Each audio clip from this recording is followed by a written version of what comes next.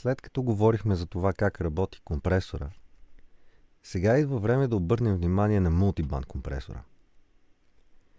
Той се отличава с това, че може да компресира един или повече набори от честоти. Ние сами можем да определим колко широк или тесен да бъде спектъра от честоти, върху който работим. В примера в момента аз съм създал 3 спектъра от честоти.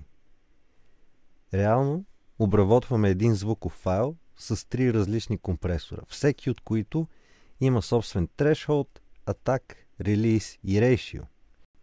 Само че тези 3 компресора работят върху конкретните спектри, които ние сме създали.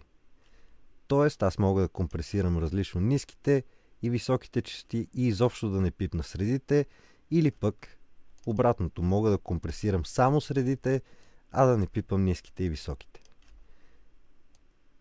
Мултибанд компресорите са особено удобни, когато работим върху един цял микс или когато искаме да подобрим само определен честотен диапазон.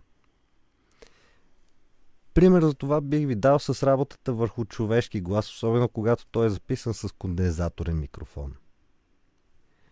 Между 3 и 5000 Hz обикновено се получават ненатурални съскания и свистения, които е хубаво да бъдат махнати.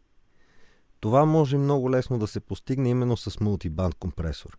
Ако примерно не искаме да компресираме целия глас, а само тази лента от спектъра, това можем да го постигнем, настройвайки по-прецизно един от бандовете на този компресор.